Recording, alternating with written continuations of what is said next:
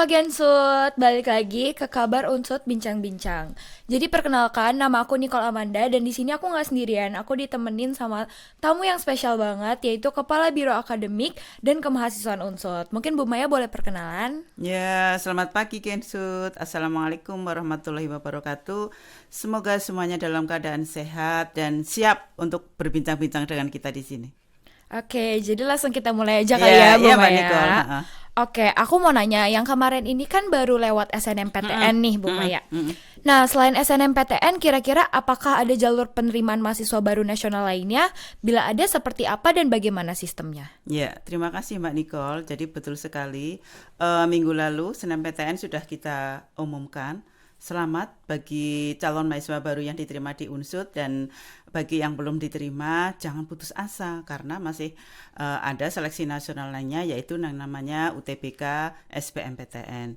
Nah, UTBK SBMPTN ini minggu ini sudah tahapannya adalah pendaftaran. Jadi sudah mulai dari tanggal 23 eh, Maret kemarin sampai dengan tanggal 15 April adalah jadwal pendaftarannya. Nah, ini barangkali yang harus saya ingatkan berkali-kali bahwa terakhir pendaftaran adalah tanggal 15 April tahun 2022 pukul 3 sore. Nah, ini yang sering terjadi Mbak Nicole. Kemarin saja setelah penutupan pendaftaran akun LTMPT, sehari berikutnya sudah banyak yang bertanya, saya belum mendaftar kok sudah ditutup. Nah, ini yang terjadi. Jadi pada kesempatan yang baik ini ya, yang baik ini saya sekali lagi mengingatkan, tolong tanggal-tanggal pelaksanaan UTBK SBMPTN itu diingat-ingat. Jadi pendaftaran terakhir adalah tanggal 15 April, tidak akan ada perpanjangan. Tidak akan ada perpanjangan. Oleh karena ini tolong bagi yang ingin mendaftar itu jangan mendaftar di injury time. Sekarang saja langsung mencari informasinya dan terus langsung mendaftar. Kemudian yang berikutnya ujiannya itu akan dilaksanakan setelah Lebaran. Tanggalnya adalah 17 sampai 23 Mei dan 28 Mei sampai dengan 3 Juni. Nah, tanggal-tanggal ini juga penting saat kalian mendaftar itu benar-benar sudah memikirkan tanggal berapa yang kalian pilih, kemudian tempat ujian mana yang akan kalian pilih. Termasuk juga jam berapa yang akan kalian pilih, sesinya maksud saya. Mau sesi pagi atau sesi yang siang. Itu Mbak Nicole. Oke, jadi kayak gitu ya teman-teman. Jadi jangan sampai kelupaan, jangan sampai ketinggalan, langsung Mm-mm, daftar aja nih sekarang. mm-mm, Oke, nah untuk mengikuti UTBK SBMPTN Bu Maya, mm-mm, sebagaimana tadi yang disampaikan, mm-mm, siapa saja sih yang boleh mendaftar mm-mm. UTBK dan apa aja syarat dan ketentuan untuk mengikuti UTBK itu sendiri? Ya, yang pertama tadi Mbak Nicole, harus sudah mempunyai akun LTMPT. Kalau tidak mempunyai akun LTMPT berarti tidak bisa mendaftar. Itu yang pertama. Kemudian yang kedua dari lulusan, berarti nanti lulusan yang akan lulus di tahun 2022, kemudian 2021 dan 2020. Jadi kalau selain itu tidak bisa. Mm-mm, Oke, kita lanjut ya Bu Maya. mm-mm. Materi apa saja yang diujikan pada saat UTBK itu? Ya, yang pertama kita sebelum bicara materi adalah kita bicara tentang pengelompokan ujian. Jadi saat kita mendaftar, saya mengingatkan saat kita mendaftar itu kita milih dulu, kita mau milih prodi apa. Nah, kalau misal kita ingin memilih prodi yang saintek, berarti kita memilih kelompok ujian saintek. Kemudian kalau kita menginginkan kelompok-kelompok ujian prodinya yang sosum, misal fisip, ekonomi, maka yang dipilih ada kelompok ujian sosum. Tetapi ada juga Jensut barangkali yang akan memilih prodi campuran. Misal prodi satunya adalah teknik, kemudian yang prodi kedua adalah ilmu-ilmu sosial, maka akan memilih kelompok ujian campuran. Nah, sebelum kita bicara tentang materi ujian, yang lebih penting lagi, ujian ini durasinya lama sekali. Terutama yang kelompok ujian itu dari jam 6, yang kelompok ujian campuran itu pukul 6 pagi sampai sekitar pukul 1 siang.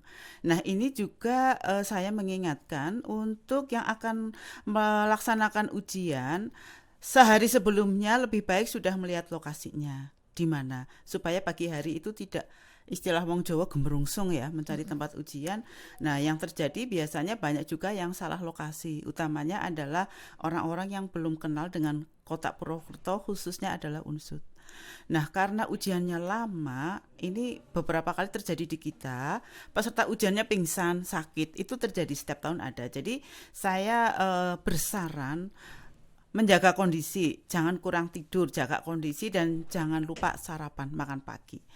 Adapun kelompok ujiannya, kalau untuk Saintek ada tes kompetensi akademik sains, kemudian ada tes potensi skolastik, dan mulai tahun ini khusus untuk mapel bahasa Inggris dikeluarkan. Jadi ada mapel bahasa Inggris yang secara khusus diujikan. Kemudian kalau untuk yang sosum berarti tes potensi skolastik, tes bahasa Inggris, dan tes kompetensi akademik sosum. Kemudian kalau yang campuran berarti kedua-duanya.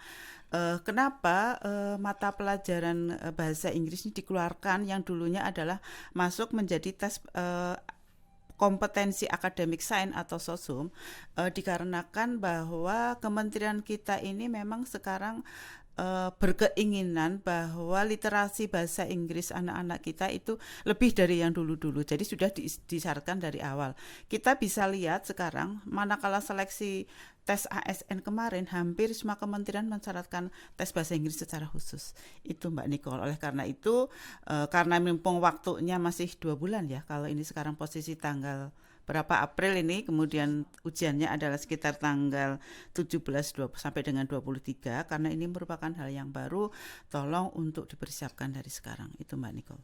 Oke, mungkin aku juga mau nanya nih Bu.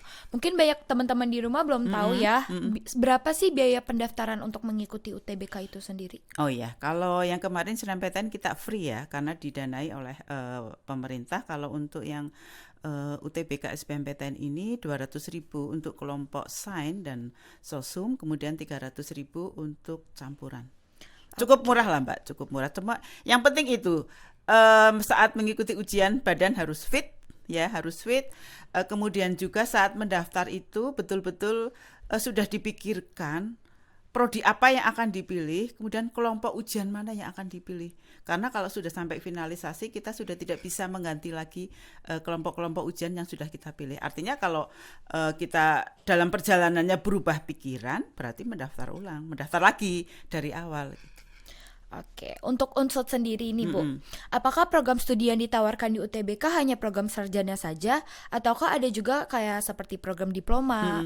Ada nggak Bu kira-kira? Ya, jadi khusus kalau untuk seleksi nasional dari kemarin yang SNMPTN maupun yang SBMPTN ini memang yang ditawarkan adalah kelompok sarjana. Bahkan kelas internasional pun tidak boleh melalui seleksi yang nasional. Oleh karena itu yang D3 kemudian ada tambahan kelas internasional akan diseleksi melalui jalur mandiri.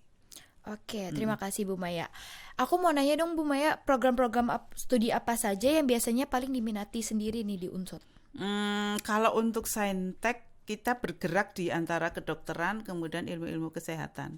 Jadi misal kayak farmasi, keperawatan, kemudian KG dan KU. Tetapi kalau di Unsut ini kadang kita ganti-ganti. Misal di SNMPTN peminat tertinggi KU, tapi bisa jadi nanti di SBMPTN berubah menjadi farmasi.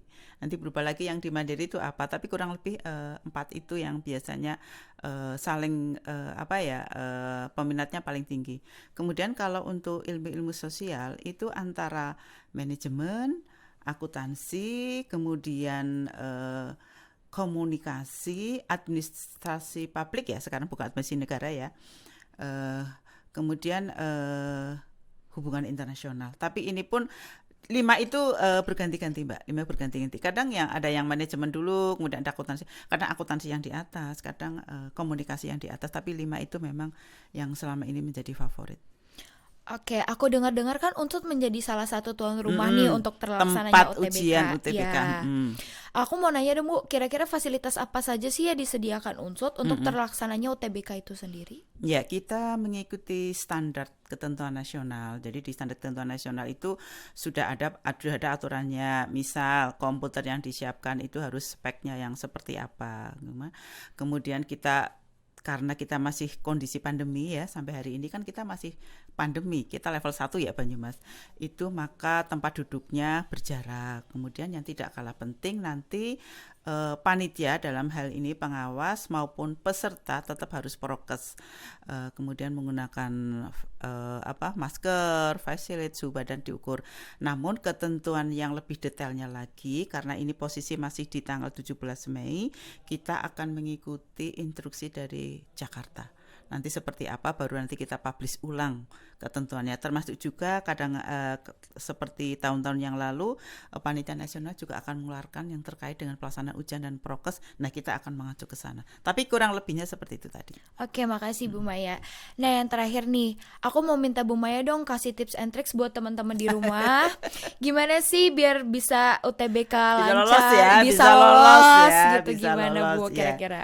Iya, yang pertama kita melakukan evaluasi diri ya, evaluasi diri. Sebetulnya kemampuan akademik kita itu sampai mana gitu kan. Misal di sekolahan itu kita yang up, middle, atau yang bawah. Ini penting. Kemudian yang berikutnya adalah kita melihat profil prodi-prodi yang kita inginkan, yang kita kehendaki, bukan yang Bapak Ibu inginkan atau bukan yang pacar inginkan, tapi yang kita kehendaki, Mbak Nicole, yang kita kehendaki sesuai dengan passion kita. Nah, saat kita membuka prodi itu, kita akan melihat profilnya. Oh iya, hubungan internasional itu kurang lebih mata kuliahnya apa, kemudian prospek lulusannya seperti apa. Kemudian yang tidak kalah penting adalah melihat keketatan. Tahun lalu, 2 tahun terakhir itu kita pasti akan tayang. Semua perguruan tinggi itu akan tayang. Tahun kemarin itu pendaftar HI berapa, kemudian akan diterima berapa. Nah, di SNMPTN, HI akan menerima berapa, di SBMPTN berapa, di Mandiri berapa. Nah, kalau sudah ketemu angka nih di SBMPTN kurang lebih HI misal akan terima 30, kemudian kita sudah melihat evaluasi diri kita, posisi akademik kita seperti apa, nah baru kita nanti menentukan.